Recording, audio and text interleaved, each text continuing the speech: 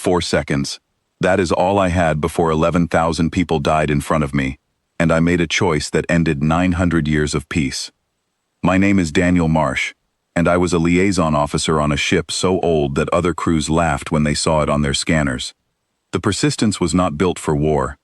It was built to carry paperwork, to escort slow colony transports across quiet borders, to remind everyone that humanity had agreed to stay small. That was the whole point of the treaty we lived under, an agreement called the Concord of Ashes, signed 9 centuries ago, after a war nobody wanted to fight again. The Veil hierarchy ran most of the galaxy by then.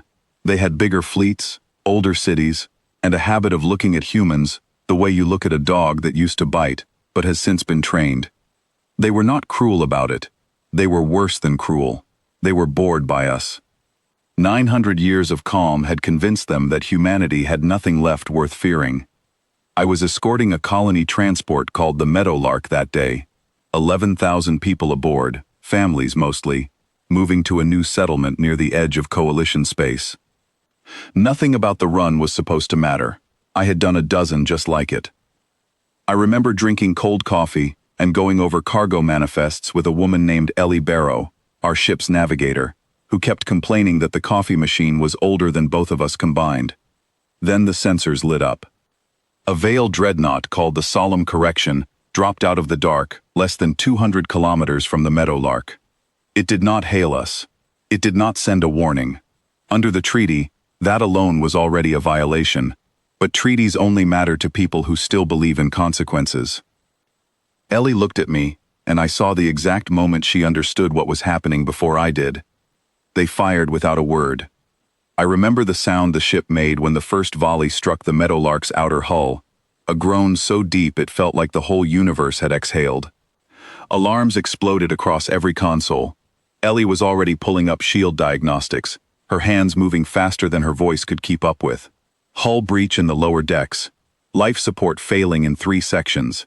Casualties climbing every second we sat there doing nothing. I had 4 seconds.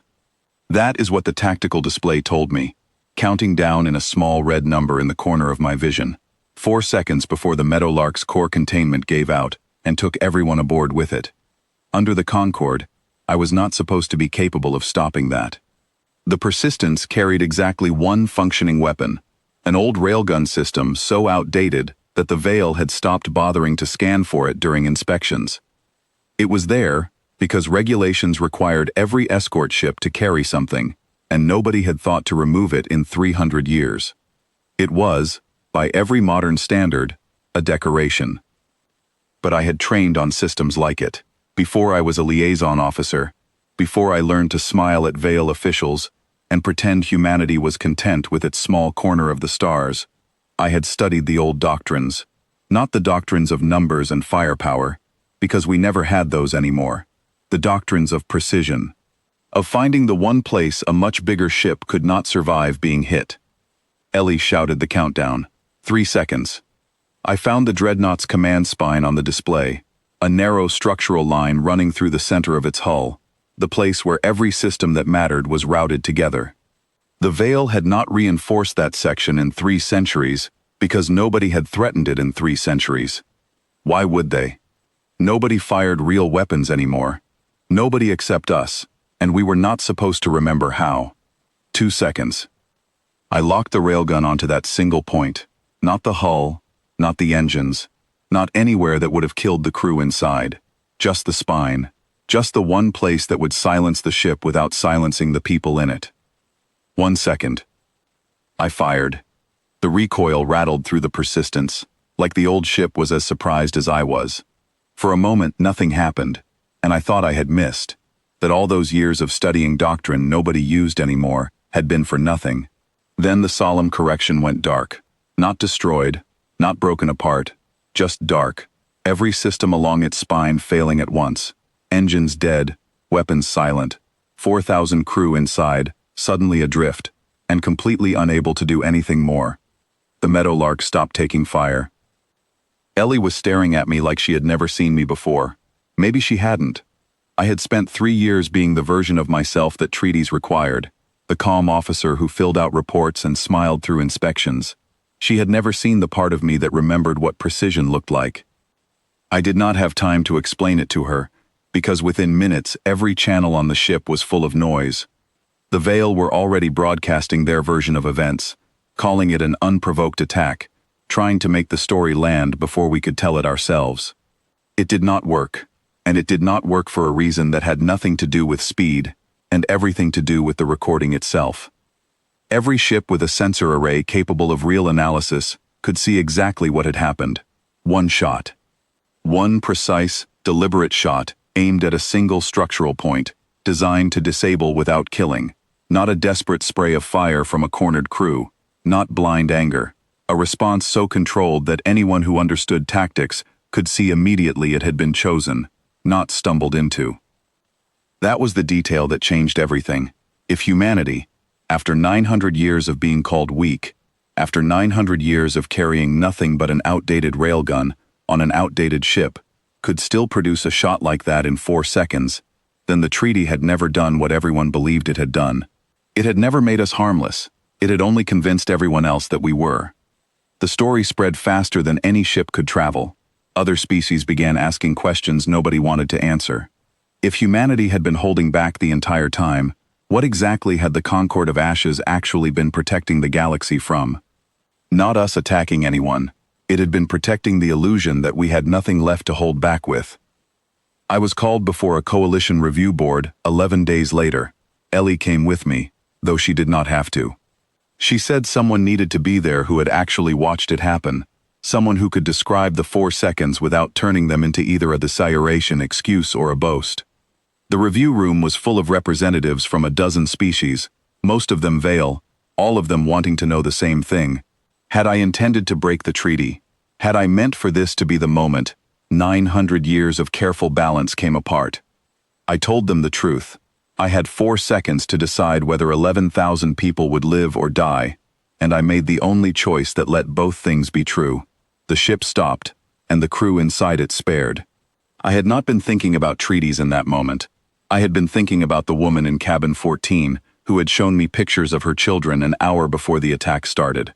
I had been thinking about Ellie, sitting 2 meters away from me, watching the countdown with the same fear I was feeling. One of the Veil representatives asked me directly whether I regretted firing. I said no, and I meant it. I did not regret saving the Meadowlark. What I regretted, if anything, was that it had taken 900 years and one dreadnought's mistake for anyone to understand what our restraint had actually meant. We were never harmless. We had simply chosen, for 9 centuries, not to prove otherwise, because peace mattered more to us than being feared. The Concord of Ashes was formally dissolved 2 weeks after the review board's final session. Not because anyone declared war. Nobody wanted a war, least of all humanity, which had spent 900 years building a life it did not want to lose. The treaty ended because its entire foundation had been a misunderstanding, and once the truth was visible to everyone, there was no way to keep pretending otherwise. New agreements followed within months, different ones, built on something closer to honesty. Humanity was no longer treated as a species that needed to be managed. We were treated, for the first time in 9 centuries, as one that had simply chosen its own limits, and could choose to set them differently if it needed to. Ellie asked me once, months later, whether I thought about that day often. I told her I thought about it constantly, not because of what I had done to the solemn correction, but because of how close those 4 seconds had come to going the other way. If I had hesitated even a moment longer, if the old doctrines had faded from memory the way everything else about our past strength had, the Meadowlark would not have survived, and none of the rest of it would have mattered. People sometimes ask me if I felt powerful in that moment, firing the shot that changed everything. I never did.